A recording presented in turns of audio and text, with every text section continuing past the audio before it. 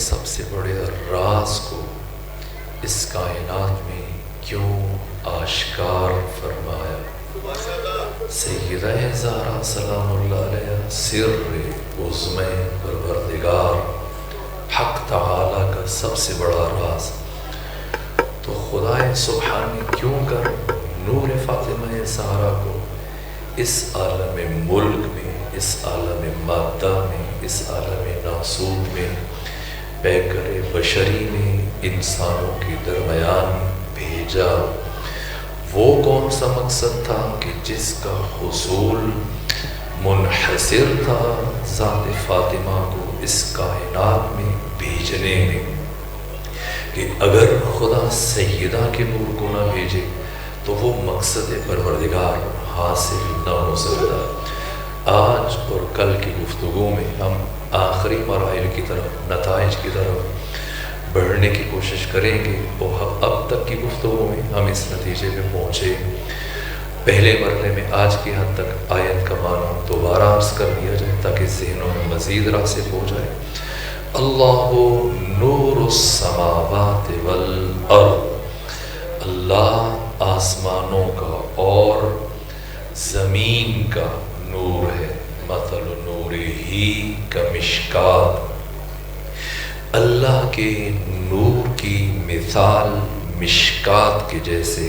مشکات تاکچہ، چراغدان، وہ جگہ جہاں پر چراغ کو رکھا جاتا ہے۔ یہ میں نے عرض کیا کہ اگر چراغ کو معلق کر دیا جائے، آویزاں کر دیا جائے، لٹکا دیا جائے، اسے عربی میں قندیل کہتے ہیں۔ اور اگر چراغ کو کسی محراب نما آلے میں رکھا جائے، جس جگہ پر چراغ کو رکھا جاتا ہے، اسے عربی میں مشکات کہتے ہیں۔ خدا فرما رہے کہ اللہ کے نور کی مثال مشکات کے جیسے، فیہا مصباح، جس میں چراغ ہے۔ پھر فرمایا المصباح فی زجاجہ، یہ چراغ خود زجاجہ میں، زجاجہ شیشہ، آبگینہ، حباب، وہ باریک نازک اور لطیف شیشہ جسے ہم چراغ کے اوپر رکھتے ہیں تاکہ اس کی روشنی دور تک پہنچے، یہ دیر تک جلتا رہے، ہواؤں سے، آندھیوں سے، حوادث سے محفوظ رہے، مامون رہے۔ یہ زجاجہ، یہ شیشہ۔ پھر فرمایا الزجاجۃ کأنہا کوکب دری، یہ زجاجہ کوکب دری کی مانند فروزہ ہے۔ کوکب ستارہ، دری موتیوں سے بنا ہوا، یعنی یہ شیشہ جسے خدا نے اس چراغ پر رکھا، مصباح پر رکھا، یہ خود موتیوں سے بنے ستارے کی مانند جگمگا رہا ہے۔ تو اس کی چمک اور اس کی ضیاء، اس کی روشنی کہاں سے ہے؟ یوقد من شجرۃ مبارکۃ زیتونہ، اسے روشن کیا گیا شجرہ مبارکہ زیتونہ سے۔ یہ شجرہ مبارکہ زیتونہ کہاں ہے؟ لا شرقیۃ ولا غربیہ، نہ یہ شرقی ہے نہ یہ غربی ہے۔ یکاد زیتھہا یضیء ولو لم تمسسہ نار، قریب ہے کہ اس شجرہ مبارکہ زیتونہ کا جوہر شعلہ ور ہو جائے، بھڑک اٹھے، جگمگا اٹھے، روشن ہو جائے، لیکن اسے روشن ہونے کے لیے، جلنے کے لیے آگ کی ضرورت نہیں، کیونکہ یہ نور ہے اور نور ہمیشہ نار سے بے نیاز ہوتا ہے۔ اس لیے فرمایا کہ وَلَوْ لَمْ تَمْسَسْهُ نَارٌ، چاہے آگ اسے مس بھی نہ کرے۔ پھر نور کا یہ سلسلہ، نور کا یہ سفر یہاں پر پہنچ کر رکتا نہیں بلکہ مزید آگے بڑھتا ہے۔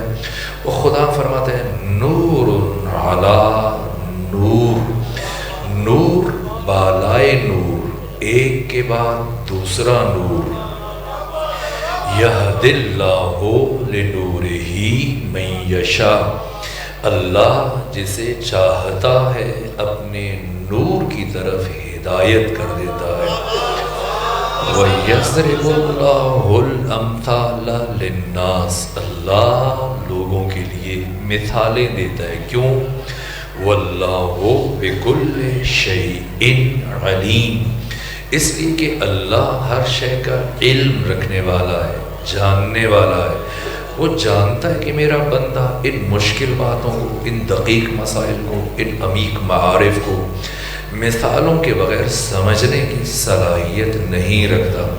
میں نے آپ کی خدمت میں گفتگو میں سابقہ 3 گفتگو میں یہ عرض کرنے کی کوشش کی کہ لفظ اللہ قرآن حکیم میں کتنی مرتبہ آیا، اس سے مراد کیا ہے، اللہ کو الہ کیوں مانتے ہیں، اور حق تعالیٰ کے الہ ہونے پر جو دلیل امام سجاد علیہ السلام نے ارشاد فرمائی.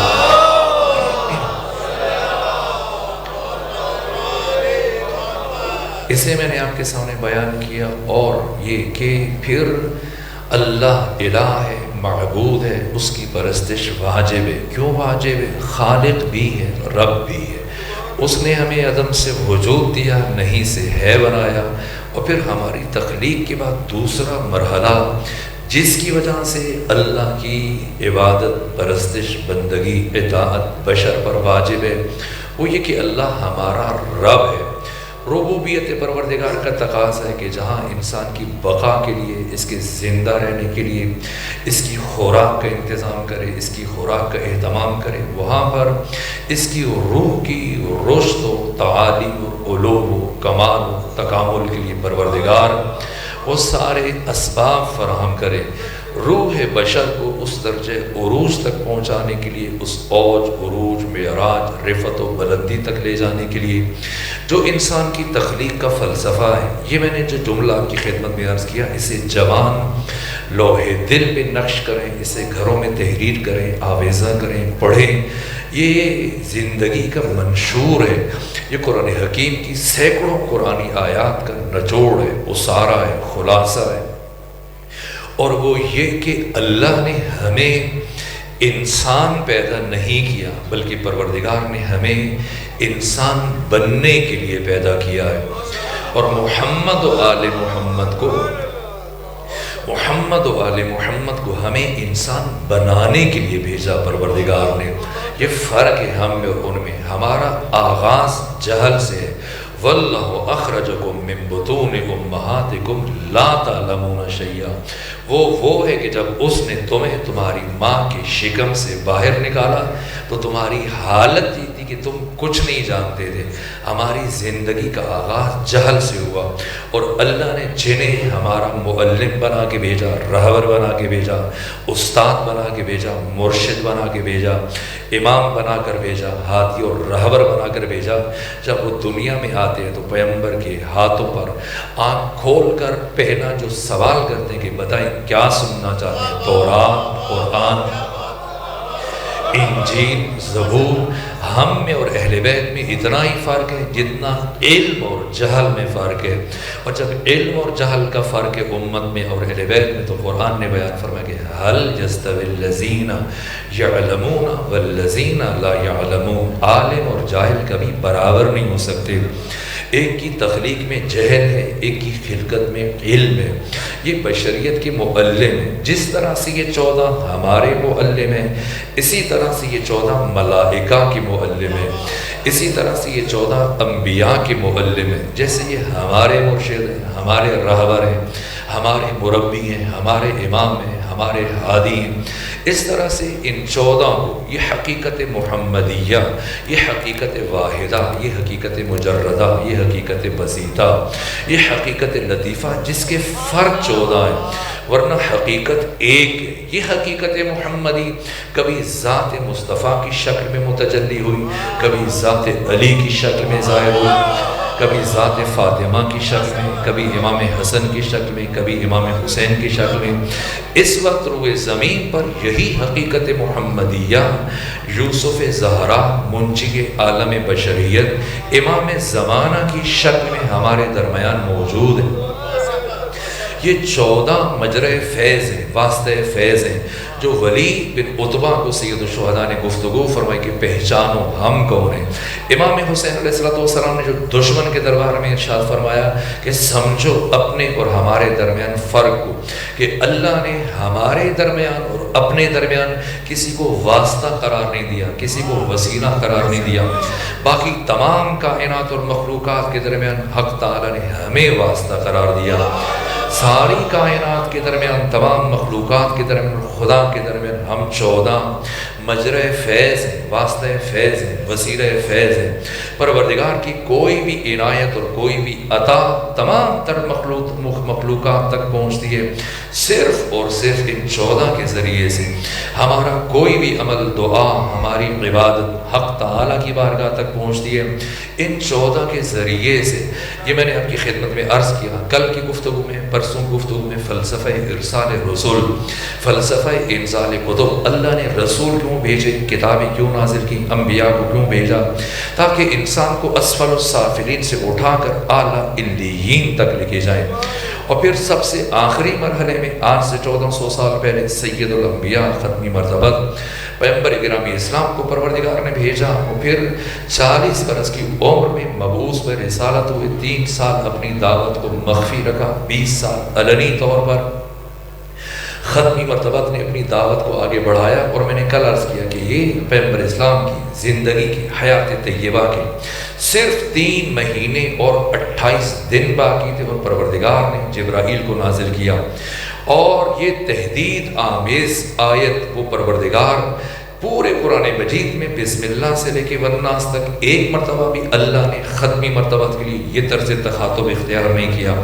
تو سورہ مبارکہ مائدہ کی اس آیت میں پروردگار نے اختیار کیا، یا ایھا الرسول، اے رسول بلغ پہنچائیے، ما انزل الیک، جو آپ پر نازل کیا جا چکا، اور وَإِن لَمْ تَفْعَلْ، اگر آپ نے یہ کام نہ کیا، فَمَا بَلَّغْتَ رِسَالَتَهُ، آپ نے اپنی رسالت کا کوئی بھی کام انجام نہیں دیا۔ سوال یہ کہ کیا بات ہے، کون سا کام پروردگار لینا چاہتا ہے کہ پیغمبر اسلام کی ساری رسالت کو، ہزاروں لاکھوں احکام کو پہنچایا، اخلاق کو، دین کو، شریعت کو، جزیات کو، معارف کو، تفسیر کو، اور جتنی دین کی جزیات ہیں سب کو پہنچایا، اور پھر پروردگار ختمی مرتبت کی تمام تر تبلیغات کو، جو 23 سالوں میں پتھر کھائے، قربانیاں دی، زخمی ہوئے، لہو لہان ہوئے، سب کچھ کیا، ہجرت برداشت کی، اس کے باوجود اللہ ختمی مرتبت کی تمام تر رسالت کو صرف ایک امر کی تبلیغ کے ساتھ موقوف کر دے رہا ہے۔ سوال یہ کہ وہ امر کیا ہے؟ یہاں ایک گفتگو ہوتی ہے کہ کیا یہ مولا متقیان علی ابن ابی طالب علیہ السلام کی ولایت ہے؟ تو جواب یہ کہ کیا ختمی مرتبت نے اس سے پہلے کبھی ختمی مرتبت کی ولایت کا اعلان نہیں کیا؟ آپ سب کے سب یہاں پر بیٹھے تشریف فرمائیں، مثلا یہ بچہ میرے سامنے جو بیٹھا ہے، اگر میں سے کہوں کہ بیٹا بیٹھ جائیے تو آپ میرے بارے میں کیا سوچیں گے؟ آپ سوچیں گے شاید میں سفر کر کے آیا، تھکاوٹ کے سبب سے ادھر ادھر کی باتیں کر رہا ہوں، بہکی باتیں کر رہا ہوں، اور ذہنی کیفیت کا شکار ہو گیا ہوں کہ یہ بچہ جو پہلے سے بیٹھا ہے، اور میں پھر یہ مطالبہ کر رہا ہوں کہ بیٹھ جائیے۔ اسے فلسفہ میں، منطق میں، معقولات میں کہتے ہیں تحصیل حاصل۔ ایک کام جو پہلے سے ہو رہا ہے، ہو چکا ہے، آپ اس کی انجام دہی کے لیے اپنے مخاطب سے پھر سے مطالبہ کریں۔ اگر مراد صرف علی علیہ السلام کی ولایت ہے تو پیغمبر پلٹ کر پروردگار کی بارگاہ میں عرض کر سکتے ہیں، خدا سبحان، میں علی کی ولایت کا اعلان کر چکا، ہزاروں مرتبہ کر چکا۔ کتنی مرتبہ ختمی مرتبہ تھے جو میں نے پیغمبر اسلام کی سیرت اور حیات طیبہ کا مطالعہ کیا۔ وجود مبارک پیغمبر گرامی اسلام نے 23 سالوں میں سب سے زیادہ جس چیز کی تبلیغ کی وہ علی ابن ابی طالب کی عظمت اور فضیلت اور آپ کی امامت اور ولایت ہے۔ کوئی موقع نہیں جانے دیا، کوئی دن نہیں گزرنے دیا پیغمبر گرامی اسلام کی حیات طیبہ کا، سیرت کا۔ ایک دن ایسا تلاش کر کے دیکھا ہے کہ جس دن پیغمبر نے علی کی عزت کو، شرف کو، مقام کو، رتبے کو بیان نہ کیا، کبھی ایک انداز سے، کبھی دوسرے انداز سے، کبھی فرمایا جس کا دروازہ مسجد میں کھلتا ہے سب کے سب اپنا اپنا دروازہ بند کر دو، صرف میرا اور علی کا دروازہ کھلا رہے۔ یہ کیا ہے؟ یہ علی کی عزت کا اعلان ہے، یہ علی کی طہارت کا اعلان ہے۔ کبھی فرمایا کہ حب علی یاکل الذنوب کما تاکل النار الحطب، علی کی محبت اس طرح سے گناہوں کو کھا جاتی ہے جس طرح سے آگ لکڑیوں کو کھا جاتی ہے۔ کبھی فرمایا کہ انا مدینۃ العلم وعلی بابها، میں علم کا شہر، علی اس کا دروازہ۔ کبھی فرمایا انا دار الحکمت وعلی بابها، میں حکمت کا گھر ہوں، علی اس کا دروازہ ہے۔ اور کبھی فرمایا کہ علی کو مجھ سے وہی نسبت ہے جو ہارون کو موسیٰ سے، فرق یہ کہ میرے بعد کوئی نبی نہیں آئے گا۔ یہاں تک کہ امام حاکم نشاپوری نے جن کی وفات 405 ہجری میں ہوئی، مستدرک علی صحیحین میں اس حدیث کو مکمل بیان کیا، اور یہ دنیا حدیث کی غیر معمولی شخصیت ہے۔ امام اسماعیل بخاری، امام مسلم بن حجاج، جنہوں نے صحیح بخاری لکھی، صحیح مسلم لکھی، جن اصولوں کی بنیاد پر انہوں نے لاکھوں احادیث میں سے چند ہزار احادیث منتخب کی، انہی اصولوں پر جو احادیث پوری اترتی تھیں لیکن ان دو علماء محدثین نے بیان نہیں کیا۔ امام حاکم نیشاپوری متوفی 405 ہجری نے آ کر ان تمام احادیث کو جمع کیا ہے۔ امام اسماعیل بخاری، امام مسلم بن حجاج، باقی مفسر محدثین نے اس حدیث کو آدھا بیان کیا۔ غزوہ تبوک کے موقع پر جو پیغمبر نے ارشاد فرمائی، امام حاکم نیشاپوری نے آ کر اس حدیث کو مکمل کیا۔ یہ عجیب ہے، جتنی میری فہم اور بصیرت ہے میں اس نتیجے پہ پہنچوں کہ پیغمبر اکرام اسلام کی مولا متقیان سے متعلق ہزاروں احادیث میں سے حدیث ولایت من کنت مولا کے بعد دوسری اہم ترین حدیث جو نص سے صریح ہے علی کی امامت و خلافت سے متعلق، وہ یہ ہے کہ اس کے بعد پیغمبر نے فرمایا جو باقی محدثین نے بیان نہیں کیا لیکن امام حاکم نیشاپوری نے بیان کیا کہ اے علی لا ینبغی ان اذهب الا وانت خلیفتی، اے علی ایسا ممکن نہیں کہ میں دنیا سے چلا جاؤں اور آپ کو اپنا جانشین منتخب نہ کروں، آپ کو اپنا خلیفہ منتخب نہ کروں۔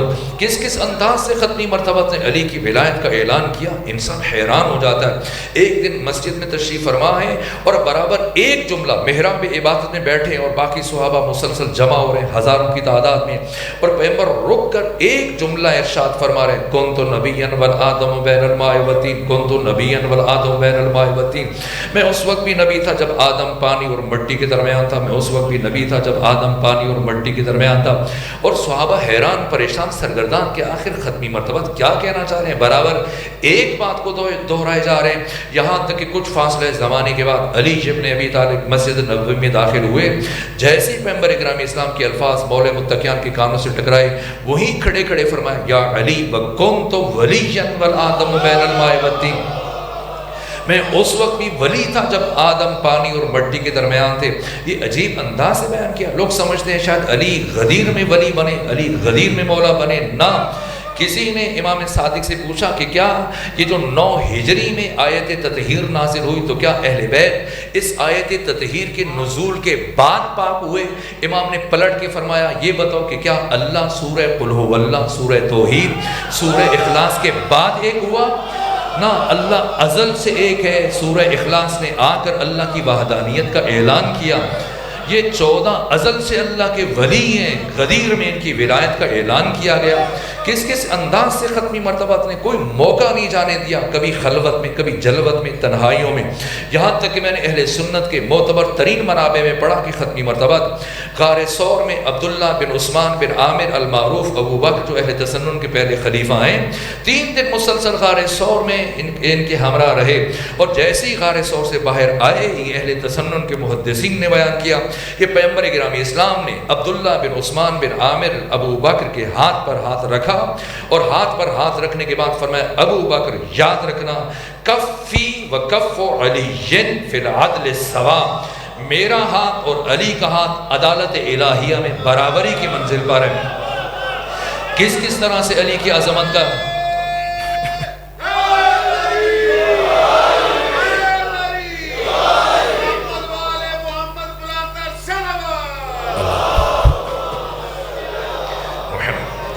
کس طرح سے علی کی عظمت و فضیلت کا اعلان کیا، یہاں تک کہ اہل تسنن کے مفسرین نے لکھا، مورخین نے لکھا، محدثین نے لکھا کہ ختمی مرتبہ کا دعا مانگنے کا ایک خاص طریقہ تھا۔ جب بھی کوئی حاجت مند سوالی مصیبت میں گرفتار پریشان حال پیغمبر اسلام کے بارگاہ میں حاضر ہو کر آپ سے عرض ادب کرتا، دعا کی التماس کرتا، اللہ کے نبی آپ میرے حق میں دعا فرمائیے، تو مورخین نے لکھا، سیرت نگاروں نے لکھا کہ پیغمبر گرامی اسلام کی دعا مانگنے کا یہ طریقہ تھا کہ اپنے ہاتھوں کو دعا کے لیے بلند کرتے اور ان لفظوں کے ساتھ دعا مانگتے، اللہم ارحم علی فلان بحق علی، اے خدا تجھے علی ابن ابی طالب کی عزت کا واسطہ تو اس شخص کی پریشانی کو دور فرما، اس کی مشکل کو دور فرما۔ یہاں تک کہ علماء محققین محدثین نے لکھا کہ اس زمانے میں کچھ لوگ ایسے تھے جنہیں یہ بات اچھی نہیں لگتی تھی کہ جب بھی کوئی آ جائے علی کا واسطہ۔ آخر ہم بھی موجود ہیں، کبھی کبھی پیغمبر اسلام کو ہمارا بھی نام لے لینا چاہیے۔ تو کہا ایک مرتبہ اتفاقاً ایسا ہوا کہ ختمی مرتبہ مسجد نبوی میں تشریف فرمائے اور پیغمبر کے قرب میں پہلو میں دو بزرگ بیٹھے ہیں۔ ایسے میں علی ابن ابی طالب علیہ السلام مسجد نبوی میں داخل ہوئے، بارگاہ رسالت میں عرض کیا یا رسول اللہ میں 2 دن سے بیمار ہوں، آپ اللہ کے نبی ہیں، میرے حق میں دعا فرمائیں۔ جیسے ہی مولا متقیان نے دعا کی، التماس کی، دعا کی خواہش کی، پیغمبر کے قرب اور پہلو میں بیٹھے ہوئے 2 افراد میں سے ایک نے دوسرے کو کوہنی ماری۔ کا بہت اچھا، پہلے تو کوئی بیمار ہوتا تھا، پریشان ہوتا تھا، پیغمبر علی کا واسطہ دیتے تھے، آج علی خود بیمار ہیں، خود پریشان ہیں اور پیغمبر سے دعا کی التماس کر رہے ہیں، اور پیغمبر کے پاس یا تو بیٹھا ہے یا میں بیٹھا ہوں۔ اب پیغمبر یا تمہارا نام لیں گے یا میرا نام لیں گے، ایسی کوئی تیسرا تو موجود نہیں ہے۔ تو جیسے ہی ایک مرتبہ ختمی مرتبہ نے اپنے ہاتھ دعا کے لیے اٹھائے، ان لفظوں کے ساتھ دعا مانگی۔ پہلے کیسے دعا مانگتے تھے؟ اللہم ارحم علی فلان بحق علی، اور آج جب خود علی ابن ابی طالب نے ختمی مرتبہ سے دعا کی خواہش کی تو ایک مرتبہ لبھائے ختمی مرتبہ میں جنبش پیدا ہوئی، ان لفظوں کے ساتھ دعا کی اللہم ارحم علی علی بحق علی، اے خدا تجھے علی کی عزت کا واسطہ تو علی کی بیماری کو دور فرما۔ بس اتنا سننا تھا، ان دونوں کے دلوں میں جو بغض تھا زبان پر آ گیا، چیخ کر کہنے لگے یا رسول اللہ یہ کیا بات ہوئی، کوئی اور بیمار ہو جائے تو بھی علی کا واسطہ، آج علی بیمار ہے تو بھی علی کا واسطہ، کوئی اور پریشان حال ہو تو بھی علی کا واسطہ، آج علی پریشان ہے تو بھی علی کا واسطہ، کوئی دوسرا مشکل میں ہو تب بھی علی کا واسطہ، آج علی مشکل میں تب بھی علی کا واسطہ۔ تو صاحب خلق عظیم کے چہرے پر، رحمت للعالمین کے چہرے پر ایک مرتبہ جلال کے آثار نمایاں ہوئے، فرمایا خاموش ہو جاؤ، تمہیں کیا پتا، میں تو جب اپنے لیے دعا مانگتا ہوں تو بھی علی کا واسطہ دیتا ہوں۔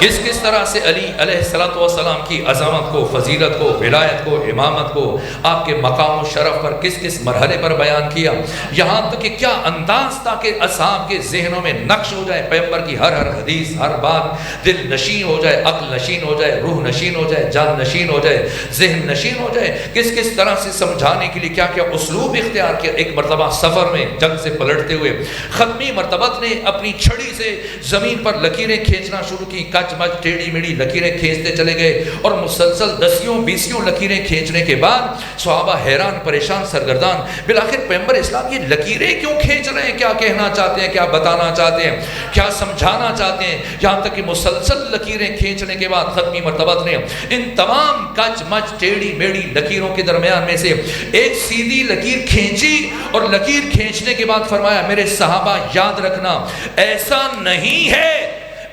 نہیں ہے کہ خدا تک پہنچنے کے کئی ایک راستے ہیں اور ان میں سے ایک راستہ علی ابن ابی طالب ہے، نہ ایسا نہیں ہے، بلکہ خدا تک پہنچنے کا صرف ایک راستہ ہے اور اس راستے کا نام علی ابن ابی طالب۔ یہ پیغمبر نے انداز اختیار کیا، کیوں؟ تاکہ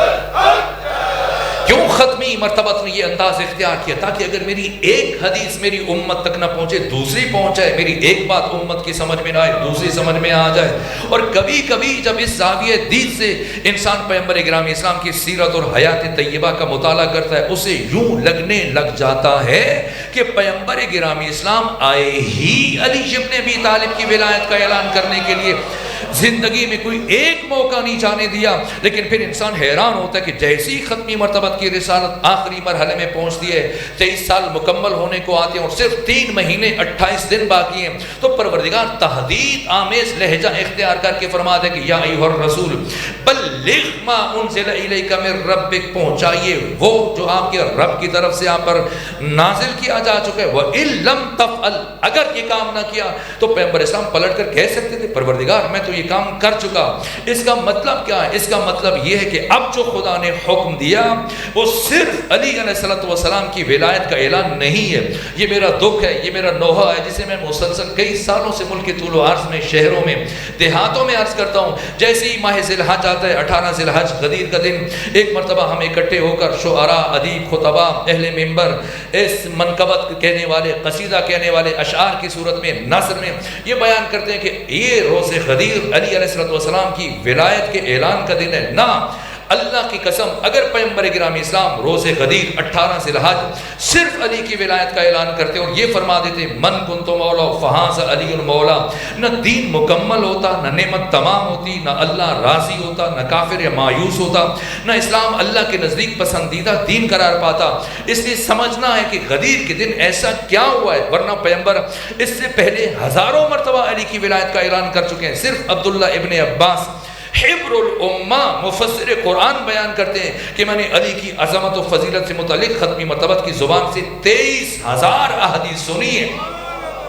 آپ چلے جائیے فرق اسلام کے پاس جو علی کو چھوڑ کر کسی اور کو پیغمبر اسلام کا جانشین مانتے ہیں, جا کر ان کے اکابر سے, علماء سے, دانشوروں سے پوچھیں کہ بتائیں جسے آپ پیغمبر اسلام کا جانشین مانتے ہیں اس کی خلافت پر, اس کی وصایت پر آپ کے پاس کیا دلیل ہے؟ تو جمہور سواد اعظم کے بڑے بڑے علماء, دانشور سارا زور علمی صرف کرنے کے باوجود ایک سے زیادہ دلیل لانے کی صلاحیت نہیں رکھتے, اور وہ یہ کہ فلاں شخص نے پیغمبر گرامی اسلام کی بیماری کے 4 دنوں میں جمعرات کے دن نماز پڑھائی. پہلی بات, نماز پڑھانا دلیل خلافت نہیں ہے, اور اگر ہمارے ہاں ہو بھی جائے تو کسی اور کے ہاں دلیل خلافت نہیں بن سکتا. اس لیے کہ مشکات المصابی جو تمام پاکستان میں مسلمانوں کے ہاں دینی مدارس میں پڑھائی جاتی ہے, اس کی مشکات المصابی کے صفحہ نمبر 100 پر یہ دورہ حدیث کرایا جاتا ہے کہ صحیح بخاری, مسلم, ترمذی, ابن ماجہ, ابو داؤد, سنن نسائی, ان سب کا نچوڑ اس کے صفحہ نمبر 100 پر ابو ہریرہ سے یہ حدیث نقل کی گئی کہ پیغمبر نے فرمایا کہ الصلاۃ واجبۃ خلف کل مسلم برن کانا او فاسقا وان عمل الکبائر, کہ مسلمان پڑھنا, نماز پڑھنا ہر مسلمان کے پیچھے واجب ہے, خواہ وہ نیک ہے یا وہ فاسق و فاجر کیوں نہ ہے, یہاں تک کہ وہ گناہ کبیرہ کا مرتکب ہو اس کے پیچھے بھی نماز پڑھ سکتے ہیں. تو آپ کے ہاں نماز پڑھانا عدالت کی دلیل نہیں بن سکتا, آپ خلافت کی دلیل کہاں سے بنا رہے ہیں؟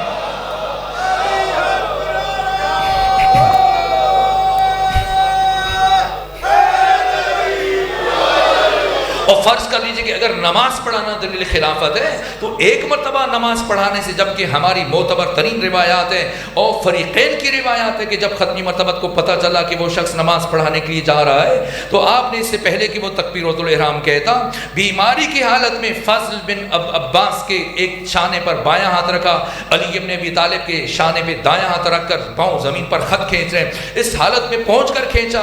لیکن آپ کہہ رہے ہیں کہ پڑھائی, تو اگر نماز پڑھانا دلیل خلافت ہے تو پھر یہاں تک کہ ابن ام مکتوم ختمی مرتبت نے بنفس نفیس خود 83 میں سے 27 جنگوں میں خود شرکت فرمائی, 27 غزوات میں, اور 27 میں سے 23 غزوات میں ابن ام مکتوم کو اپنا جانشین بنایا, نائب بنایا. وہ نابینا صحابی کہ میری عدم موجودگی میں آپ نماز پڑھائیے گا, اور انہوں نے کئی 100 مرتبہ نماز پڑھائی. اگر نماز پڑھنا دلیل خلافت ہے تو پھر ابن ام مکتوم کو خلیفہ مان لیجئے. جہاں تک کہ پیغمبر اکرام اسلام نے اپنی موجودگی میں بارہا بہت سارے 11 افراد کو بھیجتے تھے, کبھی سعد بن عبادہ کو, کبھی ابو لبابہ کو, کبھی ابو ذر غفاری کو, کبھی حذیفہ یمانی کو, کبھی عبداللہ ابن مسعود کو.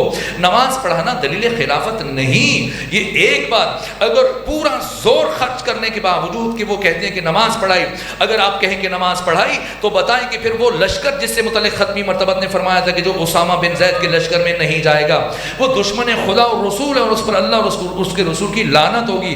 بتائیں کہ یہ وہاں گئے تھے یا نہیں گئے تھے؟ اگر وہاں گئے تو جو ایک دلیل پکڑ کے بیٹھے ہیں وہ ہاتھ سے نکل جاتی ہے، اور اگر آپ کہیں کہ نہیں نماز پڑھائی تو پھر وہاں نہیں گئے، تو جو وہاں نہیں گیا وہ کون ہے؟ اسے پیغمبر کا جانشین مانیں گے۔ سارا زور علمی صرف کرنے کے باوجود سواد اعظم جمہور ایک سے زیادہ دلیل لانے کی صلاحیت نہیں رکھتے، لیکن دوسری جانب صرف علامہ حلی نے مولا متقیان کی خلافت پر، ولایت پر، امامت پر، قیادت پر، سیادت پر، رہبری پر 2000 دلائل لکھے، اور اس کتاب کا نام لکھا الفین، الف، ہزار، الفین، 2000 دلائل پر کتاب لکھنے کے بعد کہ کتاب کے آخر میں یہ لکھا کہ علی ابن ابی طالب کی ولایت کے دلائل 2000 میں منحصر نہیں ہیں، میں نے تبرکن تیمنن ذات آخرت کے لیے، اپنی شفاعت کے لیے لکھے، ورنہ علی ابن ابی طالب کی خلافت و ولایت کے دلائل الا ماشاء اللہ ہیں۔ اس کا مطلب یہ کہ ہزاروں کی تعداد میں ختمی مرتبت نے اپنی زندگی میں مسلسل علی کی ولایت کو بیان کیا۔ تو اب جب آپ کی زندگی حیات طیبہ بالکل آخری مرحلے میں ہے تو خدا فرما رہے بلغ، پہنچائیے، وَإِن لَمْ تَفْعَلْ۔ اس کا مطلب سمجھنا ہے کہ غدیر میں ایسا کیا ہوا کہ کچھ آیات غدیر سے پہلے نازل ہوئیں، کچھ آیات غدیر کے بعد نازل ہوئیں۔ جیسے ہی ختمی مرتبت نے اعلان کیا تو ایک مرتبہ یہ آیت نازل ہوئی کہ الْيَوْمَ يَئِسَ الَّذِينَ كَفَرُوا مِن دِينِكُمْ، آج کے دن کافر تمہارے دین سے مایوس ہو گیا، فلا تخشوہم وخشون، اب ان سے نہ ڈرنا، مجھ سے ڈرنا۔ اگر علی کی ولایت کے اعلان پر کافر نے مایوس ہونا ہوتا تو وہ 20 سال پہلے دعوت ذوالعشیرہ میں مایوس ہو جاتا، اس لیے کہ پیغمبر نے تو پہلے دن دعوت ذوالعشیرہ میں علی کی ولایت کا اعلان کیا، جب کہا من یوازرنی فی ھذا الامر هو اخی و وصیی و خلیفتی، کون ہے جو اس امر رسالت میں میری مدد کرے گا، حمایت کرے گا، تائید کرے گا؟ وہی میرا جانشین ہے، میرا وصی ہے، میرا خلیفہ ہے۔ کون اٹھا تھا پہلی مرتبہ؟ علی ابن ابی طالب۔ فرمایا اے علی، آپ میرے وصی، آپ میرے جانشین، آپ میرے خلیفہ ہیں۔ اس کے بعد ہزاروں مرتبہ علی کی ولایت کا اعلان کیا۔ سمجھنا ہے کہ غدیر میں ایسا کیا ہوا کہ خدا فرما رہے الیوم یئس الذین کفروا من دینکم، آج کے دن کافر تمہارے دین سے مایوس ہو گیا، فلا تخشوہم وخشون، اب ان سے نہ ڈرنا، مجھ سے ڈرنا۔ الیوم اکملت لکم دینکم، آج کے دن میں نے دین کو کامل کیا ہے، اس سے پہلے دین مکمل نہیں تھا۔ سمجھنا ہوگا غدیر کے دن ایسا کیا ہوا۔ الیوم اکملت لکم دینکم واتممت علیکم نعمتی، آج کے دن میں نے نعمت کو تمام کیا۔ سمجھنا ہے یہ کون سی نعمت ہے تاکہ پتہ چلے کہ کمال دین سے مراد کیا ہے، اور پھر دین کس طرح سے رضی اللہ قرار پا رہا ہے۔ یہاں تک کہ سمجھنا ہوگا علی نعمت عظمی پروردگار ہیں، لیکن وجود نعمت منحصر نہیں ہے ذات علی ابن ابی طالب میں۔ پہلے بچوں جوانوں کے لیے یہ جو سورہ مبارکہ تکاثر میں پروردگار فرما رہے 8ویں آیت، اور ثم لتسألن یومئذ عن النعیم، ایک مرتبہ منصور دوان کی نے امام صادق کو مدینہ سے بغداد بلایا، اور بلانے کے بعد نعمان بن ثابت ابو حنیفہ کے ذریعے سے 40 سوال پوچھوائے تھے، اور امام نے ان 40 سوالوں کے جواب دیے جو کسی اور مقام پر میں نے مکمل تفصیل کے ساتھ بیان کیے۔ اس کے 2-2.5 سال گزرنے کے بعد جب نعمان بن ثابت ابو حنیفہ امام اعظم یہ مدینہ میں آئے حج سے ہوتے ہوئے امام صادق کی بارگاہ میں، تو پھر امام سے ملاقات کے وقت امام نے بھی 40 سوال پوچھے۔ جب اس نے پوچھے امام نے 40 سوالات کے جواب دیے تھے۔ جب امام نے پوچھے تو وہ کسی ایک سوال کا بھی جواب نہیں دے پائے تھے، اور سب سے آخر میں جو امام ششم نے سوال کیا، کہا اے ابو حنیفہ بتائیے، یہ جو قرآن مجید کی آیت ہے ثم لتسألن یومئذ عن النعیم، کہ پھر قیامت کے دن ان سے نعمتوں سے متعلق سوال کیا جائے گا، مجھے بتائیے یہ کون سی نعمتیں؟ کہا امام صادق یہی نعمتیں جو ہم کھاتے ہیں، پیتے ہیں، پہنتے ہیں، استعمال کرتے ہیں۔ فرمایا اگر یہ نعمتیں مراد ہیں تو پھر بتاؤ، اگر کوئی شخص تمہیں اپنے گھر کھانے پہ بلائے اور تمہاری دعوت کرے، دسترخوان بچھا دے، بہترین کھانے کھلائے، مشروبات پیش کرے، اور جب تمہیں رخصت کرے تو عزت سے تمہیں تحائف دے کر، پارچے اور خوشبو لباس دے کر رخصت کرے، لیکن اس کے بعد جب بھی تم اس کسی بس میں نظر آ جاؤ، سب کے بیچ میں تمہیں روک کے پوچھے بتاؤ فلاں دن جب تم میرے گھر میں آئے تھے میں نے تمہیں کھانے میں کیا دیا تھا، پینے میں کیا دیا تھا، پہننے میں کیا کیا دیا تھا، کون کون سے تحفے دیے تھے، تو بتاؤ ایسے شخص کے بارے میں کیا رائے قائم کرو گے؟ تو کہا کہ میں یہی سمجھوں گا بہت کمزرف آدمی ہے، بہت کمینہ شخص ہے جو کھلانے کے بعد، پلانے کے بعد، تحفے دینے کے بعد جتلا رہا ہے۔ کہا اب بتاؤ خدا سے متعلق کیا خیال ہے؟ کیا تو خدا سے متعلق یہ عقیدہ رکھتا ہے کہ اللہ دنیا میں تمہیں یہ کھانے پینے کی نعمتیں دینے کے بعد قیامت کے دن ان سے متعلق پوچھے گا کہ پھر آپ بتائیے وہ کون سی نعمتیں؟ فرمایا ہوشیار ہو جاؤ، وہ نعمت کے قیامت کے دن ہر انسان سے جس سے متعلق پوچھا جائے گا وہ ہم محمد و آل محمد کی ولایت کی نعمت ہے۔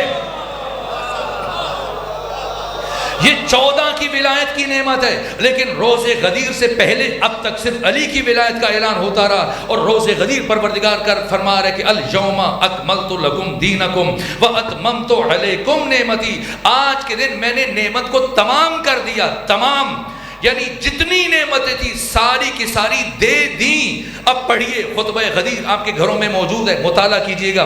یہ میرا درد ہے، یہ میرا نوحہ ہے کہ ہر عید غدیر کے موقع پر 18 ذی الحج ہم یہ کہتے ہیں کہ مبارک ہو علی علیہ السلام کی ولایت کا نام۔ غدیر صرف علی کی ولایت کے اعلان کا دن نہیں ہے۔ اگر غدیر کے دن پیغمبر اسلام من کنت مولا فہاذ علی مولا کہہ کر ممبر سے نیچے آ جاتے تو نہ دین مکمل ہوتا، نہ نعمت تمام ہوتی، نہ اللہ راضی ہوتا، نہ کافر مایوس ہوتا، نہ اسلام اللہ کے نزدیک پسندیدہ دین قرار پاتا۔ جائیں خطبہ غدیر آپ میں سے ہر مومن کے گھر میں موجود ہے، اور اٹھا کے پڑھیے۔ جیسے ہی ختمی مرتبت نے پہلے مرحلے میں یہ فرمایا کہ ان اللہ مولا، یا اللہ میرا مولا ہے، وانا مولا المومنین، میں مومنین کا مولا ہوں، فمن کنت مولا فہذا علی مولا، جس کا میں مولا اس کے یہ علی مولا۔ اس کے بعد پیغمبر رکے نہیں، آگے بڑھے، فرمایا علی کے بعد علی کا بڑا بیٹا حسن مجتبی میرا وصی، میرا جانشین، میرا خلیفہ، تمہارا امام ہے۔ حسن کے بعد حسین، حسین کے بعد علی زین العابدین، پھر محمد باقر، پھر جعفر صادق، پھر موسیٰ کاظم، پھر علی ابن موسیٰ رضا، پھر محمد تقی، پھر علی نقی، پھر حسن عسکری، پھر یوسف زارا، منجی عالم بشریت، امام زمانہ۔ میں نے گنا ہے، آپ بھی گنیے گا۔ خطبہ غدیر میں 110 جملے ختمی مرتبت نے اللہ کی حمد و ثنا سے متعلق، توحید خدا سے متعلق بیان فرمائے، اور 110 جملے خدا سے متعلق بیان فرمانے کے بعد 50 جملے خطبہ غدیر میں مولا متقیان علی ابن ابی طالب علیہ السلام سے متعلق ارشاد فرمائے۔ اس کے بعد 20 جملے باقی ائمہ سے متعلق ارشاد فرمائے، اور آخری 21 جملے یوسف فاطمہ امام زمانہ سے متعلق ارشاد فرمائے۔ امام زمانہ کی دونوں غیبتوں کو بیان کیا، غیبت صغریٰ کو بیان کیا، غیبت کبریٰ کو بیان کیا، آپ کے تعارفات بیان کیے، اور فرمایا اسمہ اسمی و کنیتہ کنیتی، اس کا نام میرے نام پر، اس کی کنیت میری کنیت پر ہے، کہ میرے بعد تاریخ بشر میں وہ ایک ہستی کہ جس میں میرا نام اور کنیت جمع ہو جائے گی۔ اس لیے الیوم یئس الذین کفروا، اس لیے کافر مایوس ہو گئے، چونکہ اس سے پہلے کافر یہ سمجھ رہے تھے کہ محمد بوڑھے ہیں، کچھ دن میں وفات ہو جائے گی، پھر ہم خلافت سنبھال لیں گے، حکومت سنبھال لیں گے، اور اگر پیغمبر کے بعد علی خلیفہ بن گئے تب بھی ہم علی کو راستے سے ہٹا دیں گے، یا علی نے حکومت کی 5 سال 10 سال 15 سال 20 سال علی حکومت کریں گے، پھر بالآخر پلٹ کر یہ حکومت ہمارے پاس آئے گی۔ لیکن جیسی میدان خم غدیر میں ختمی مرتبت نے علی کے بعد علی کے 11 بیٹوں کی قیادت، سیادت، امامت، رہبری، ولایت کا اعلان کیا، اب کافر مایوس ہوا کہ اب تو یہ خلافت ہم تک پلٹ کر کبھی نہیں آ پائے گی۔ الیوم یئس الذین کفروا فلا تخشوہم واخشون الیوم اکملت لکم دینکم واتممت علیکم نعمتی ورضیت لکم الاسلام دینا۔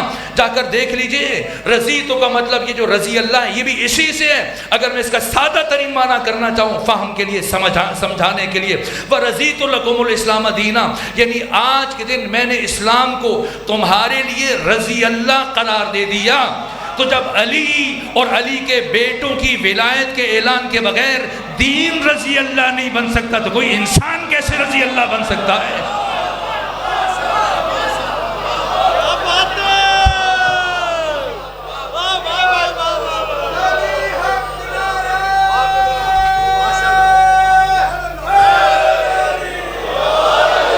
الیوم یئس الذین کفروا من دینکم، آج کے دن کافر تمہارے دین سے مایوس ہو گیا۔ الیوم یئس لکم، ایک مثال کے ذریعے سے اگر عرض کرنا چاہوں، جس طرح سے اسلام کی تاریخ ہے اسی طرح سے پاکستان کی تاریخ ہے۔ پاکستان کی تاریخ میں آپ کچھ دن ہر سال اہتمام سے مناتے ہیں۔ ایک 23 مارچ کا دن، اس دن کو مناتے ہیں، 21 توپوں کی سلامی دی جاتی ہے، گارڈ آف آنر پیش کیا جاتا ہے، پریڈ ہوتی ہے، تعطیل ہوتی ہے ملکی سطح پر، اور اس دن کو منایا جاتا ہے کیوں؟ اس لیے کہ اس دن قرارداد پاکستان منظور ہوئی 23 مارچ کو۔ پھر پاکستان کی تاریخ میں ایک دوسرا دن بھی منایا جاتا ہے 14 اگست۔ یہ دن کیوں منایا جاتا ہے؟ اس لیے کہ اس دن پاکستان بنا، معرض وجود میں آیا، اس لیے اس دن کو منایا جاتا ہے، چھٹی کی جاتی ہے۔ وہ سب کچھ جو 23 مارچ کو انجام دیا جاتا ہے وہ 14 اگست کو بھی انجام دیا جاتا ہے۔ اس کے علاوہ ایک اور دن بھی انجام دیا جاتا ہے پاکستان کی تاریخ میں۔ یہ کون سا دن ہے؟ یہ 6 ستمبر کا دن ہے۔ یہ دن کیوں منایا جاتا ہے؟ یوم دفاع کے طور پر جب سن 1965 میں پاکستان ہندوستان کے درمیان جنگ ہوئی تھی تو پھر بقول ہماری افواج کے کیوں نے کامیابی ملی ہے، کامرانی ملی، اور پھر اس کے بعد سے لے کے اب تک ہر سال چیف آف آرمی سٹاف افواج کا سربراہ اور میڈیا پر آ کر مختلف ٹی وی چینلز پر تقریر کرتا ہے، خطاب کرتا ہے کہ تمہیں ڈرنے کی ضرورت نہیں، گھبرانے کی ضرورت نہیں، اے میری قوم، آپ کا ملک، آپ کی جغرافیہ، آپ کی سرزمین، سرحدیں محفوظ ہاتھوں میں ہیں۔ اس دن کو یوم دفاع کے طور پر منایا جاتا ہے اور آپ کا چیف آف آرمی سٹاف ہر سال اپنے عزم کو دہراتا ہے اور آپ کو یقین دلواتا ہے کہ آپ کو کسی سے ڈرنے کی ضرورت نہیں ہے، آپ کے ملک کی سرزمین محفوظ ہاتھوں میں ہے۔ اگر میں تاریخ اسلام کا خلاصہ کروں، جیسے پاکستان کی تاریخ میں 3 دن ہے، اسی طرح سے اسلام کی تاریخ میں 3 دن ہے کہ اسلام کی قرارداد کہاں پیش ہوئی؟ ابو طالب عمران کے گھر میں دعوت ذوالعشیرہ کے موقع پر، اور پھر اسلامی ریاست جب ختمی مرتبہ مدینہ تشریف لے کے گئے، معرض وجود میں آئی۔ اور اگر میں ایک جملے میں بچوں اور جوانوں کو بتاؤں کہ 18 ذی الحج کیا ہے، عید غدیر کیا ہے، یہ عید غدیر اسلام کا روز دفاع ہے، جس دن پروردگار نے فرمایا کہ الیوم اکملت لکم دینکم واتممت علیکم نعمتی۔ اتممت کا مطلب اگرچہ وقت ختم ہو رہا ہے لیکن ایک مثال سے سمجھا دوں تاکہ ذہنوں میں راسخ ہو جائے کہ آج کے دن دین مکمل ہو، اور آج کے دن میں نے نعمت تمام کر دی۔ تمام کا مطلب مجھے نہیں معلوم، آپ میں سے زیارات کے لیے پاشا صاحب بڑی فارسی بولتے ہیں، جملے کہتے ہیں، مجھے لگتا ہے چند مرتبہ ایران جا چکے ہوں گے، آپ بھی گئے زیارات کے لیے، عراق میں گئے، یا پاکستان میں عام طور پہ روٹی گھروں میں بنائی جاتی ہے، لیکن ایران چلے جائیں، عراق چلے جائیں، وہاں روٹی گھروں میں نہیں بنائی جاتی، عام طور پر باہر، اس لیے کہ حکومت نے آٹے پہ سبسڈی دے رکھی ہے، اور وہاں پر روٹیاں بازار سے خرید کر لاتے ہیں۔ مرد خواتین، ایک سائڈ پہ مردوں کی صف لگ جاتی ہے، ایک طرف خواتین کی صف لگ جاتی ہے، باری پہ انسان کو روٹیاں مختلف قسم کی ہے، سنگک ہے، لواش ہے، بربری ہے، مشین پہ پکتی، انگاروں پہ پکتی ہے، اس طرح پتھروں کے اوپر پکتی ہے۔ نہیں معلوم کبھی آپ کے ساتھ ایسے اتفاق پیش آیا یا نہیں آیا، لیکن میں مسلسل 10 سال قم میں رہا، کئی مرتبہ ایسے ہوا کہ جیسی ہماری باری آنے والی ہو، قریب ہو تو 4 افراد رہ گئے ہوں تو ایک مرتبہ آٹا ختم ہو جاتا ہے۔ اب جو نان بھائی ہیں وہ کہتے کہ حجگا برو یلا خلاص فردا بیا، آج تمام شد، آٹا ختم ہو گیا، اب کل آئیے گا، خلاص تمام ہو گیا۔ اگر غدیر کے دن کو سمجھ رہے ہیں، غدیر کے دن اللہ نے مسلمانوں سے یہ فرمایا یلا خلاص برو مدینے۔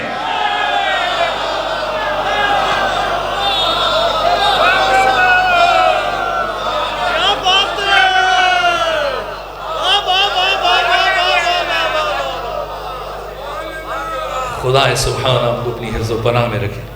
بس وہ تشریف فرما، تو میں اسی جملے پر اختتام کروں، اسی جملے پر گفتگو کو سمیٹ رہا ہوں۔ غدیر کے دن اللہ نے نعمت کو تمام کر دیا ہے۔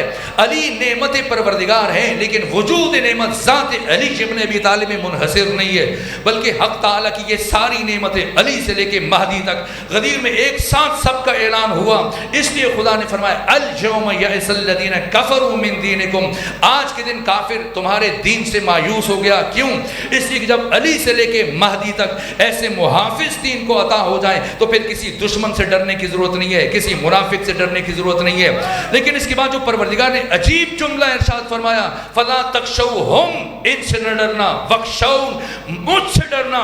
یہ عجیب بات ہے۔ مثلا یہاں میں آپ کے یہاں نارووال پہلی مرتبہ حاضر ہوا، اور فرض کریں جس طرح سے یہاں پہ رش ہوتا ہے، کبھی آتے ہوئے اگر کسی مومن کا بچہ ہماری سواری سے، فلسفہ مثال تقریب ذہن ہے صرف بات سمجھنے کے لیے، اگر سواری سے کوئی بچہ ٹکرا جائے اور وہ بچہ زخمی ہو جائے تو ایک مرتبہ مومنین برانگیختہ کے سامنے آئے کہ کیسا شخص ہے، کیسا طالب علم ہے، کیسا مولانا ہے، کسے گاڑی چلانے کا پتہ نہیں، ہمارے بچے کو زخمی کیا، اور مجھے چاہیں کہ پکڑ کر یہاں کے کسی تھانے میں لے کے جائیں، کسی اور مقام پر لے کے جائیں، اور میں خوفزدہ ہو جاؤں۔ تو ایک مرتبہ پاشا صاحب کو پتہ چلے اور یہ آئے اور سب کے سامنے، جب میں گھبراہٹ کے مجھ پر طاری ہو تو یہ آ کے سب کے درمیان مجھ سے کہیں کہ نہیں ڈرے نہیں، گھبرائے نہیں۔ انہیں نہیں پتا تھا، یہ سب میرے عزیز ہیں، دوست ہیں، رشتہ دار ہیں، جاننے والے ہیں، ان کو نہیں معلوم تھا کہ آپ کو میں نے بلایا ہے، اس لیے آپ آئیں، اب کوئی آپ کو نقصان نہیں پہنچائے گا، کسی سے آپ کو ڈرنے کی ضرورت نہیں ہے، گھبرانے کی ضرورت نہیں ہے، کسی سے نہ ڈریں، بس مجھ سے ڈریں۔ تو میں حیرت سے ان کی طرف دیکھوں گا، یہ کیسی ضمانت ہے، کہ سب کی نسبت کہنے کہ کسی سے ڈرنے کی ضرورت نہیں ہے، تو پھر آپ سے کیوں ڈروں؟ یہ خدا فرما رہے روز غدیر فلا تخشوہم، اب ان سے نہ ڈرنا، وخشون، مجھ سے ڈرنا یعنی میرے بنائے ہوئے قوانین سے ڈرنا۔ اور میرا قانون یہ ہے کہ میں اپنے بنائے ہوئے کسی قاعدے کی خود بھی مخالفت نہیں کرتا، میرا قانون یہ ہے کہ اگر میری کسی نعمت کی قدر نہ کی جائے تو میں اپنی اس نعمت کو واپس لے لیتا ہوں۔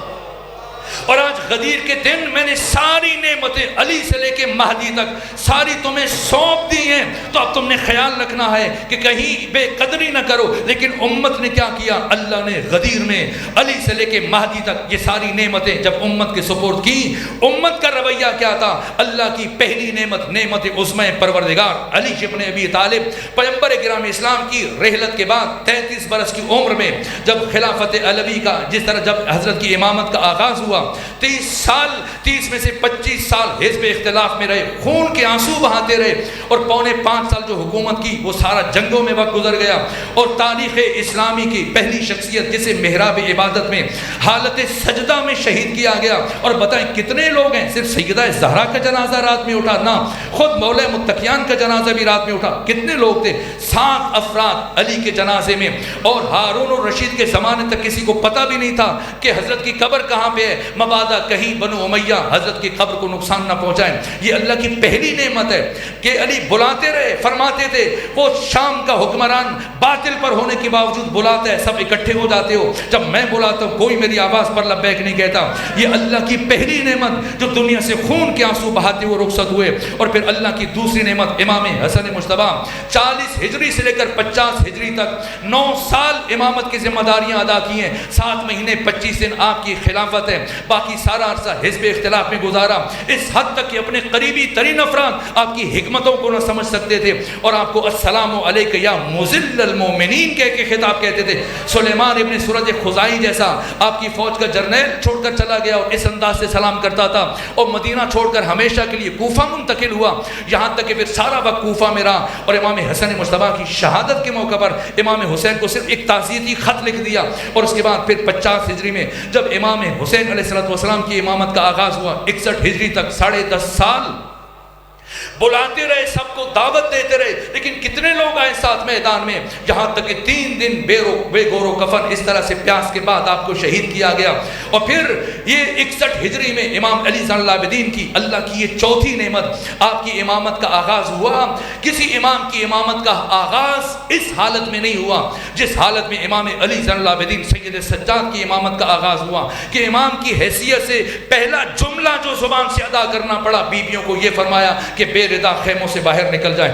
اور پھر 25 سال مسلسل خون کے آنسو بہاتے رہے، 95 ہجری تک۔ اور پھر کس طرح سے آپ کی بے قدری کی گئی، مگر اللہ کی نعمتوں کی قدر ایسے کی جاتی ہے۔ اور پھر 95 ہجری سے لے کر 114 ہجری تک مسلسل امام محمد باقر، کتنے لوگوں نے آپ سے استفادہ کیا، وہ سینہ جو علوم اہل بیت کا گنجینہ تھا۔ اور پھر 114 سے لے کر 148 ہجری تک 35 سال امام صادق نے کس بام عروج تک پہنچایا ہے ذہن بشر کو، عقل بشر کو، فکر بشر کو، اور اس عروج پر کہ خود عہد رسول تک پہنچا دیا ہے۔ اور لیکن کیا کس طرح سے قدر کی گئی، وہ سینہ جو علوم اہل بیت کا گنجینہ تھا، بالآخر اسی ہستی کو زہر دیا گیا اور جگر کے ٹکڑے کٹ کٹ کے باہر آئے۔ مگر اللہ کی نعمتوں کی قدر ایسے کی جاتی ہے۔ اللہ کی 7ویں نعمت جو غدیر میں امت کے سپرد کی گئی، امام موسیٰ کاظم، وقت نہیں رہا ورنہ میں امام کی مظلومیت سے بیان کرتا۔ آپ کی زندگی کے 16 سال میں نے دقت سے شمار کیا، مہینوں کو جمع کر کے 16 سال زندان میں گزارے، ایسی قید گزاری کہ کبھی 16 سالوں میں سیدھے کھڑے نہیں ہو سکتے تھے۔ اور امام زمانہ فرماتے میرا سلام ہو اس قیدی پر کہ جس کی قید کا اکثر حصہ حالت رکوع میں گزر گیا۔ اور کیا صرف زہر سے شہادت ہوئی؟ پڑھیے مقتل سبزواری میں کیا مظلومانہ شہادت ہے امام موسیٰ کاظم علیہ السلام کی۔ اور پھر کس طرح سے امام علی ابن موسیٰ رضا پردیس میں شہید ہو گئے، امام محمد تقی 25 برس کی عمر میں شہید ہوئے، امام علی نقی 40 برس کی عمر میں شہید ہوئے، امام حسن عسکری 28 برس کی عمر میں شہید ہوئے۔ اب خدا نے فرمایا امام زمانہ، یہ مہدی دوراں، یہ میری آخری نعمت ہے، اسے میں بے قدروں کے حوالے نہیں کروں گا. پہلے 11 کو بھیجا، یہ تمہیں بلاتے رہے آؤ ہمارا ساتھ دو. اللہ نے ہمیں تمہاری ہدایت کے لیے بھیجا، تمہاری رہبری کے لیے بھیجا. یہ بلاتے رہے، تم میں سے کسی نے لبیک نہیں کہی. اب یہ میری آخری حجت ہے، اسے میں اس وقت تک نہیں بھیجوں گا جب تک کہ تم تیار نہ ہو جاؤ. یہ پیغام ہے آج کی گفتگو کا. بس سید بزرگوار تشریف فرمائے تو میں سمیٹ رہا ہوں. میرے آقا امام زمانہ خون کے آنسو بہاتے ہیں. کن کن مسائل پر کل میں سیدہ زہرا کے قیام کا فلسفہ آپ کی خدمت میں آخری مجلس میں، اب تمہید استوار ہو چکی ہے. اب ہم اس نتیجے کے قریب پہنچ رہے ہیں کہ حق تعالیٰ نے اپنے سب سے بڑے راز کو کیوں آشکار فرمایا. فاطمہ زہرا سر عظمۂ پروردگار، یہ مقصد تھا. اس لیے کہ نبوت قانون ہے، رسالت قانون ہے. قانون ہمیشہ نافذ کرنے کے لیے بنایا جاتا ہے، ورنہ قانون برائے قانون کی ارزش نہیں ہے. اس قانون نبوت کے نفاذ کا نام نظام عظمۂ ولایت ہے. اور جب یہ خود نظام ولایت محرز خطر میں آیا تو کس طرح سے سیدہ نے بچایا. کل میں اس انحصار کو آپ کی خدمت میں بیان کروں گا کہ پورے مدینے میں ہر طرف سکوت تھا، سناٹا تھا. انصار نے کیا کردار ادا کیا، بنو امیہ نے کیا کردار ادا کیا، مہاجرین نے کیا کردار ادا کیا. یہ کل سب آپ کے سامنے بیان کروں گا. پھر فلسفہ سکوت علوی آپ کی خدمت میں عرض کروں گا کہ علی نے تلوار کیوں نہیں اٹھائی. اس سارے سکوت میں وہ اعلان جو 1,24,000 انبیاء کی نبوتوں کا ضامن تھا ہمیشہ کے لیے محو ہو جاتا، ختم ہو جاتا. حق تعالیٰ نے اس نظام کی بقا کے لیے، اس نظام کی بقا کے لیے اپنے سب سے بڑے راز کو آشکار فرمایا. اور حزب حاکم اچھے سے مطمئن تھے اور خوش تھے کہ ہم نے تمام ممکنہ خطرات کو ان سے نمٹنے میں کامیاب ہو گئے. ان کے وہم و گمان میں بھی نہیں تھا کہ ایک ایسی آواز بلند ہو سکتی ہے جس آواز کو قیامت تک خاموش نہیں کروایا جا سکتا. ان کے وہم و گمان میں بھی نہیں تھا کہ صدیقہ کبریٰ سیدہ زہرا گھر سے باہر آ سکتی ہیں. ایک مرتبہ اسی مرحلے میں جب ہر طرف سکوت تھا، سناٹا تھا، سیدہ اٹھی، گھر سے چلنے لگی. بنو ہاشم کے جوان آگے بڑھے، بی بی ہمیں بھی ہمراہ لے کر جائیے. سیدہ نے فرمایا نہ، یہ فاطمہ کا محاذ ہے. اگر کوئی مرد چلا گیا میرے ساتھ، دشمن میری نہضت کو بدل دے گا، منفی رنگ دے گا کہ فاطمہ زہرا حملہ آور ہونا چاہ رہی تھی، اس لیے کوئی مرد نہیں جائے گا میرے ساتھ. ایک مرتبہ ازواج نبی میں سے 9 بیویاں زندہ تھیں. ام سلمہ ایک اور زوجہ آگے بڑھی کہ نبی زادی ہمیں بھی ساتھ لے جائیے. فرمایا نہ، یہ فاطمہ زہرا کا محاذ ہے. میں نہیں چاہتی میرے بابا کی حرم کی حرمت پائمال ہو جائے، آپ کو نہیں لے کے جاؤں گی. اب سیدہ چلی ہیں، کس انداز سے چلی ہیں. 2 بیٹے ہیں، دونوں کو لے کے جائیں، لیکن ایک کو گھر میں چھوڑا، ایک کو ساتھ لے کے گئی. 2 بیٹیاں ہیں، دونوں کو لے جائیں یا دونوں کو گھر چھوڑ جائیں. ایک بیٹی کو گھر میں چھوڑا، ایک بیٹی کو ساتھ لے کے جائیں. اس کی حکمت شاید میں کل عرض کروں گا. یہاں تک کہ سیدہ پہنچی ہیں اور کیا شہید باقر صدر فرماتے ہیں کہ وہ دروازہ جو مسجد میں کھلتا تھا ابھی تک کسی نے بند نہیں کیا تھا. اگر بی بی اس دروازے سے جائیں تو گھر سے مسجد تک صرف 1 قدم کا فاصلہ ہے، لیکن وہ دروازہ اختیار نہیں کیا. آج گلیوں سے گزر کر جا رہی ہیں. کیوں؟ تو بی بی جس کی زندگی کی سب سے بڑی خواہش یہ تھی کہ کوئی نہ ہمارا مجھے نہ دیکھے، آج وہ چاہتی ہیں سب کو پتہ چل جائے. نبی زادی پہلی مرتبہ اس حال میں گھر سے باہر آ رہی ہیں. ایک مرتبہ ایسا خطبہ دیا کہ قصر خلافت کو ہلا کر رکھ دیا. اتنی دیر کھڑے ہو کر خطبہ دینا، فاطمہ زہرا دیر تک کھڑے ہو کر خطبہ دیتی نہیں. اس خطبے کی بات جزیات میں کل بیان کروں گا. لیکن خطبہ دینے کے بعد ایک مرتبہ حزب حاکم کو اس طرح سے رسوا کیا کہ اب فاتح کی حیثیت سے جب پلٹی ہیں، اب بھی فاطمہ گھر نہیں آئی ہیں. تھکی ہوئی فاطمہ، دیر تک کھڑے ہو کر خطبہ دینے والی فاطمہ گھر نہیں آئی. ایک صحابی کے دروازے پر دستک دے رہی ہیں، اٹھو باہر آؤ. کچھ دن پہلے غدیر میں جو اعلان سنا تھا حق پائمال ہو رہا ہے اور گواہی دو، لیکن کوئی دروازہ نہیں کھل رہا ہے. ایک دروازہ کھلا. کس نے کھولا؟ معاذ بن جبل نے. جیسی دروازہ کھولا، ایک مرتبہ پوچھا سیدہ آپ نے کیوں زحمت فرمائی؟ مجھے بلا لیا ہوتا. فرمایا معاذ چھوڑو ان باتوں کو، آؤ مسجد میں گواہی دو، حق پائمال ہو رہا ہے. کا کیسی گواہی؟ کا جو اعلان غدیر میں سنا تھا اور سب کے سامنے بتاؤ. کا نبی زادی جب سارا مدینہ خاموش ہے تو اکیلے معاذ کی گواہی آپ کی کس کام کی؟ فرمایا معاذ باقیوں کو چھوڑو، تم نے سنا ہے، تم گواہی دو. کہ نبی زادی مجھے معاف رکھیے، میں یہ کام نہیں کر سکتا. ایک مرتبہ سیدہ کے چہرے پر جلال آیا. فرمایا معاذ یاد رکھنا، جب تک زندہ رہوں گی زندگی میں دوبارہ کبھی تمہارے ساتھ کلام نہیں کروں گی. یہ کہہ کر سیدہ آگے بڑھی. معاذ بن جبل کا بیٹا گھر کے اندر داخل ہو رہا تھا. جیسی بیوی کا یہ جملہ سنا گھبرا گیا. باپ سے پوچھا نبی زادی کیوں آئی تھی؟ کہا نصرت طلب کر رہی تھی. کہا آپ نے کیا جواب دیا؟ کہا میں نے عذر خواہی کی. کہا پھر نبی زادی نے کیا کہا؟ کہا جب تک زندہ رہوں گی کبھی دوبارہ تم سے کلام نہیں کروں گی. یہ سننا تھا. معاذ بن جبل کا بیٹا الٹے پاؤں واپس مڑا. باپ نے پوچھا کہاں جا رہے ہو؟ کہا کبھی اس گھر میں دوبارہ قدم نہیں رکھوں گا. کہا کیوں؟ یہ تمہارا گھر ہے, میں تمہارا باپ ہوں. کہا بے شک یہ میرا گھر رہا, بے شک تم میرے باپ ہو, لیکن میں نے نبی کی زبان سے سنا تھا جس سے فاطمہ راضی, جس سے فاطمہ راضی اس سے خدا راضی, جس سے فاطمہ ناراض اس سے خدا ناراض. اس طرح سے ضمیر انسانی پر دستک دیتے ہوئے حزب حاکم نے سمجھ لیا اگر یہ بیوی کچھ دن اور زندہ رہی اور اسی طرح سے ضمیر انسانی پر دستک دیتی رہی تو کوئی ہمیں اس مسند پر نہیں بیٹھنے دے گا. چنانچہ یہ طے کیا گیا جتنا جلد ممکن ہو سکے اس شمع ہدایت کو گل کر دیا جائے, اس چراغ ہدایت کو بجھا دیا جائے. چنانچہ 50 افراد ہاتھوں میں لکڑیاں اٹھائے, ڈنڈے اٹھائے, تلواریں اٹھائے, جلانے کا سامان اٹھائے علی کے بیت الشرف کی طرف جا رہے ہیں. قبیلہ بنو اسلم کے 750 افراد وہ بھی موجود ہیں. حالت یہ بنو ہاشم کی گلی میں دل دھرنے کی جگہ نہیں ہے. ایسے میں قنفذ, کسی نے قنفذ سے کہا آگے بڑھو, در فاطمہ پر دستک دو. قنفذ نے دستک دی. علی دروازہ کھولنے کے لیے آگے بڑھے. کیا نبی زادی نے علی کے سامنے دست ادب جوڑ دیے. کہا علی جب تک میرے بابا محمد مصطفیٰ زندہ رہے کبھی میرے بابا نے خود تلوار نہیں اٹھائی, ہمیشہ آپ نے میرے بابا کا دفاع کیا. اس لیے کہ اس وقت روئے زمین پر حجت خدا میرے بابا تھے اور آج روئے زمین پر حجت خدا آپ ہیں, اس لیے آپ خود اپنے حق میں تلوار نہیں اٹھائیں گے. آج نبی زادی آپ کا دفاع کرے گی. ایک مرتبہ علی فرماتے ہیں جیسے نبی زادی مناسب سمجھتی ہیں. اب علی پیچھے ہٹے, نبی زادی آگے بڑھی, کسی کی دستک کی آواز بلند ہوئی, پھر ایک آواز گونجی اے نبی زادی علی کو باہر بھیجے ورنہ ہم اس دروازے کو آگ لگا دیں.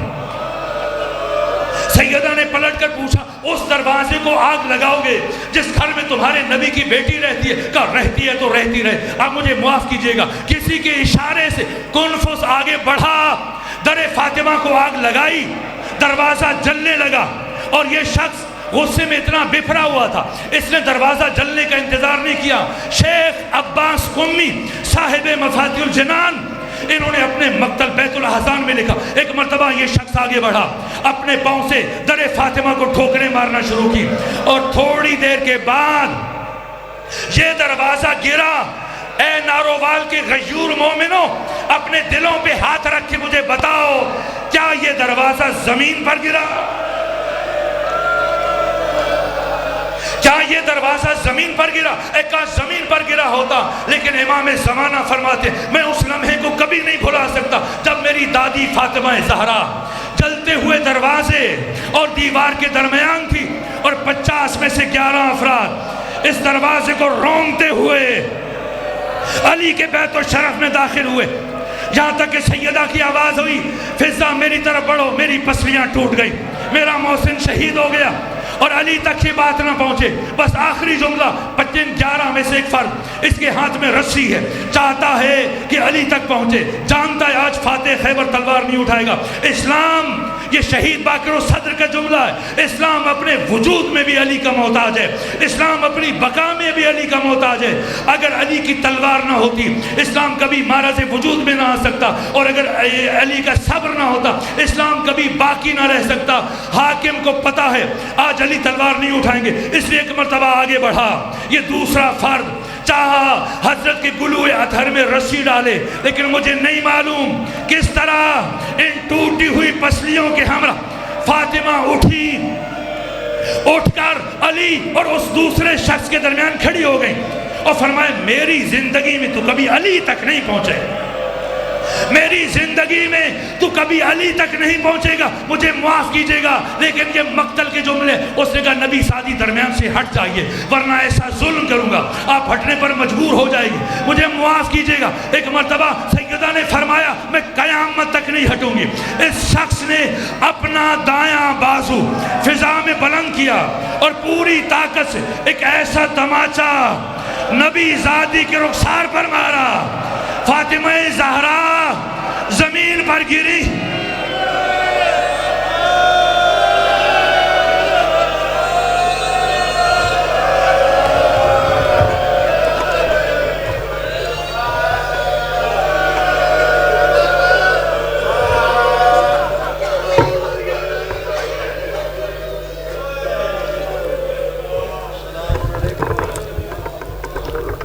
مومنین اکرام تشریف رکھیں، مجلس پاک جاری و ساری ہے، نمدار آنکھوں سے دعا مانگیے گا۔ ذکر پاک کا صدقہ پروردگار ہمارے وقت کے امام کا ظہور جلد فرما۔ انجمن غلامان اہل بیت کے جتنے بھی مرحومین جہاں سے اگلے جہاں منتقل ہو چکے ہیں، مالک اللہ ان کے مزید درجات بلند فرما۔ انجمن غلامان اہل بیت کی توفیقات میں مزید اضافہ فرما۔ علین ولی اللہ پڑھنے والا اگر کوئی بیمار ہے تو مولا سجاد علیہ السلام کی نلین پاک کا صدقہ مالک تندرستی صحت والی زندگی عطا فرما۔ اعلانہ سماعت فرما لیے گا 5 دسمبر بروز جمعۃ المبارک صبح تا شام امام بارگاہ امام شاہیہ میں سید حسیب شاہ شمسی صاحب کے زیر اہتمام جناب سیدہ سلام اللہ علیہ کی شہادت کے عنوان سے مجلس عزا برپا ہوگی۔ صبح ٹھیک 11 بجے جناب ملک منتظر مہدی صاحب، ٹھیک 2 بجے حافظ محمد علی ورد صاحب، ٹھیک 3 بجے عالمی شہرت یافتہ نوحہ خواں جناب فرحان علی وارث صاحب، قبلہ غلام جعفر جتوئی صاحب، غلام عباس رتن صاحب، اعجاز حسین جنڈوی صاحب، دیگر وزاکر علماء اکرام خطا فرمائیں گے۔ دعوت خطاب دے رہا ہوں ذکر محمد والے محمد کے لیے خطیب آل محمد، خطیب آل یاسین جناب اظہر عباس شیرازی صاحب آف بہاری کہ رونق کے فروزے میں مرہوں گے فضال مصائب محمد والے محمد بیان فرمائیں۔ ان کے فوراً بعد خطیب آل محمد، خطیب آل یاسین بزرگوں کی یاد جناب امجد جوہری صاحب ذکر محمد والے محمد بیان فرمائیں گے۔ بآواز بلند تر صلوات۔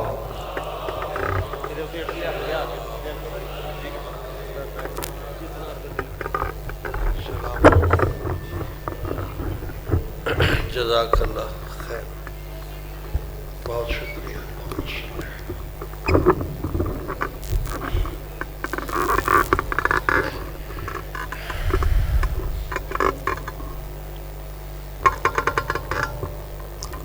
بسم اللہ الرحمن الرحیم،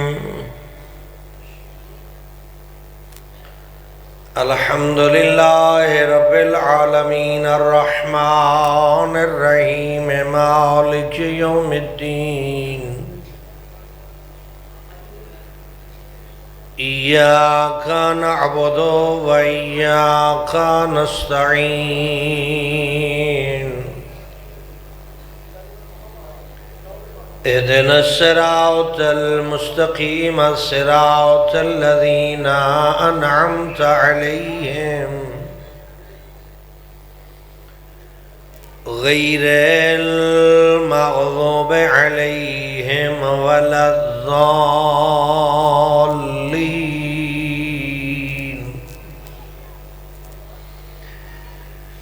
رب اشرح لي صدري ويسر لي امري واحلل عقدة من لساني يفقهوا قولي، افوض امري الى الله ان الله بصير بالعباد۔ اللہم صل علی محمد وآل محمد صلوات۔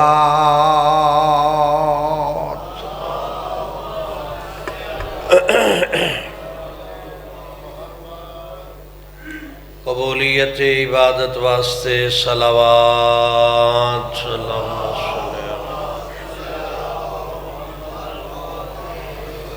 اپنے اپنے گھراں خیر و برکت واسطے، اپنی اولاداں دی سلامتی واسطے، اپنے مرحومین دی مغفرت واسطے صلوات۔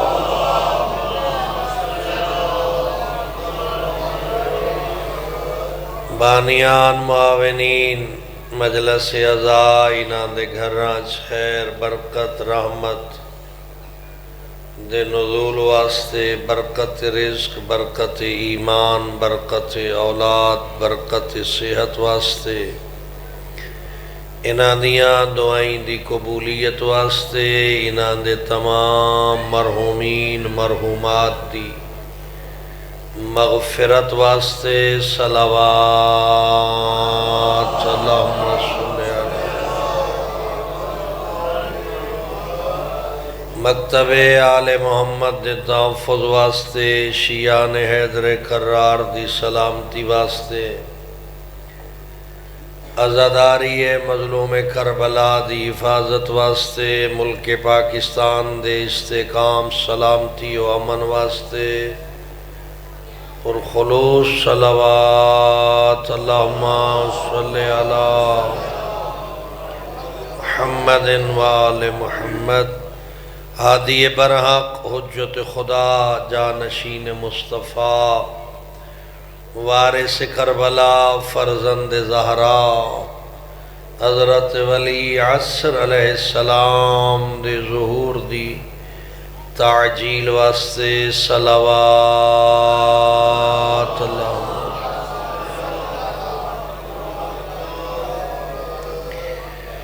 ما شاء اللہ لا حول ولا قوة الا باللہ العلی العظیم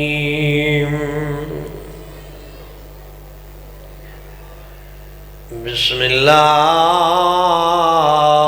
الرحمن الرحیم